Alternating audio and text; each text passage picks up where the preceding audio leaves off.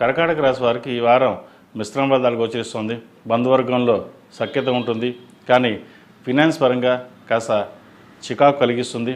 లాభాలు వచ్చినట్టు వచ్చి చేజారిపోతుంటాయి. ఖర్చులు అధికంగా ఉంటుంది. చేసే పనిలో నిరాశ ఎక్కువగా ఉంటుంది. వ్యాపార పరంగా వీరికి అనుకూలంగా ఉంటుంది. ఉద్యోగంలో బాగుంటుంది, కానీ ధన విషయంలో, రాబడి విషయంలో, ఖర్చుల విషయంలో మటుకి కాస్త నిరాశ అని చెప్పవచ్చు. షష్టమాధిపతి భాగ్యాధిపతి అయిన గురువు వ్యయంలో ఉన్నారు. వ్యయంలో బలంగానే ఉన్నా కూడా ఖర్చులు అధికంగా ఉంటుంది. అయితే విదేశాల్లో ఉన్న వారికి స్థిర నివాసం ఏర్పరచుకోవడం వాళ్ళకి మటుకి చాలా అనుకూలంగా ఉంది. విదేశాల్లో స్థిరపడడానికి మంచి అవకాశాలు అని చెప్పవచ్చు. అదేవిధంగా వృత్తి వ్యాపారాల్లో కావలసినంత ప్రోత్సాహకాలం మీకు లభిస్తుంది.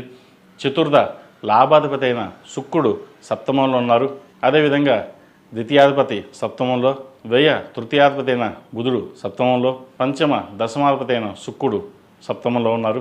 వ్యాపార పరంగా, రియల్ ఎస్టేట్ పరంగా మంచి అనుకూలత ఏర్పడుతుంది. అదేవిధంగా ఏదైనా ఒక నిర్ణయం తీసుకుంటే అది జీవిత భాగస్వామితో చర్చించి నిర్ణయాలు తీసుకోవాలి. కోపాన్ని అదుపులో ఉంచుకోవాలి. ఎందుకంటే మీరు సామరస్యంగా ఉన్నా కూడా మిమ్మల్ని కించపరిచే వాళ్ళు ఎక్కువగా ఉంటారు. మీరు ఏమి చేయలేరని, అది చేయలేరు, ఇది చేయలేరని. కానీ మీరు ఒకవేళ ఏదైనా తలుచుకుంటే అది పూర్తి చేస్తారు. కానీ ఆ పూర్తి చేయడం కోసమే ఏదో ఒక ఆలోచనలోటి అలా నిమగ్నమైపోతారు. పనులు అవి పూర్తి కావు. కాబట్టి ఏదైనా ఒక నిర్ణయం తీసుకున్నప్పుడు దానిని మీరే పరిశీలన చేసుకుని ముందుకు వెళ్ళండి. మంచి ఫలితాలు సంప్రాప్తిస్తాయి. ఈ రాశిలో జన్మించిన విద్యార్థులకు కాలం చక్కగా ఉంది. విదేశీ సంబంధించిన విషయ వ్యవహారాలు, వైద్య వృత్తులు ఉన్న వారికి కాలం అనుకూలంగా ఉంది. ఒక మెడికల్ సీటు, పీజీ మనం చదవగలమా లేదా, మనకు వస్తుందా లేదా, అది ముందుంచే ఒక అపోహ ఉంటుంది. చక్కగా కాలం బాగుంది. మీరు ఏదైనా సరే ఒక పని చేయాలనుకుంటే అది పూర్తి చేసే క్యాపబిలిటీస్ మీకు ఉంటాయి. అయితే ఆత్మవిశ్వాసం తక్కువగా ఉంటుంది. మనోధైర్యం పెంచుకోండి. ప్రతిరోజు హనుమాన్ చాలీసా పఠించండి. మీకున్న శక్తి మీకు తెలియదు, మీరు అన్నీ చేయగలరు, కానీ ఎక్కడో ఒక వెనకడుగు వేస్తుంటారు. ఏదైనా సరే జాతక ప్రభావం, మనం చెప్పే రాశిఫలాలు, గోచార ప్రభావం ఒక 30% ఉంటే 30% మన మీద ఉంటుంది. ఆత్మస్థైర్యం, మీకు మీరే రాజు. మీరు ఏదైనా తలుచుకుంటే అది చేయగలరు, కానీ ఆ తలుచుకోవడంలోనే కాస్త జాప్యం జరుగుతుంది.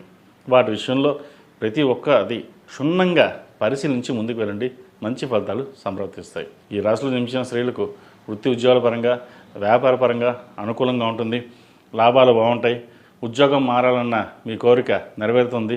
మంచి ఉద్యోగం వస్తుంది. ప్రభుత్వ రంగంలో ఉన్న వారికి, నూతన ఉద్యోగ ప్రయత్నాలు చేసేవారికి చాలా అనుకూలంగా ఉంది.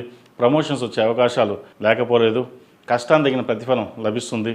అయితే ఈ వచ్చిన ఫలితాలు ఏదైతే ఉన్నాయో, వచ్చిన అవకాశాలని సద్వినియోగపరచుకోవాలి. అది మనకు రాదేమో మీరు అనుకుంటారు, కానీ మీకు వస్తుంది. వచ్చింది మనకు రాదేమో, మనకు కాదేమో అని అనుకుంటారు. కానీ ఏదైనా సరే మీకు ఈ వారం కాలం అనుకూలంగా ఉంది. గడిచిన వారం కంటే ఈ వారం మధ్యస్థ ఫలితాలే సూచిస్తుంది. అయినా పర్వాలేదు. ప్రథమార్థం కంటే ద్వితీయార్థం చక్కగా ఉంది. వివాహం కాని వారికి వివాహ ప్రయత్నాలు చక్కగా చేసుకోవచ్చు. మంచి సంబంధం కుదురుతుంది. అదేవిధంగా సంతాన ప్రయత్నాలు ఎవరైతే చేస్తున్నారో మంచి శుభవార్త వినే విధంగా గ్రహగతులు గోచరిస్తుంది.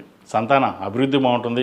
సంతానంలో ఒకరికి మంచి ఉద్యోగం వచ్చే అవకాశం గోచరిస్తుంది. ఈ రాశివారు ప్రతిరోజు ప్రతినిత్యం నువ్వుల నూనెతోటి సుబ్రహ్మణ్య స్వామి వారికి మంగళవారం నాడు దీపారాధన చేయడం, బుధవారం నాడు వినాయకుడికి అభిషేకం చేయించండి.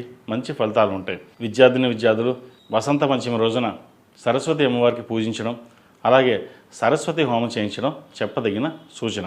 ఈ రాశిలో జన్మించిన వారికి కలిసి వచ్చే సంఖ్య 7, కలిసి వచ్చే రంగు తెలుపు.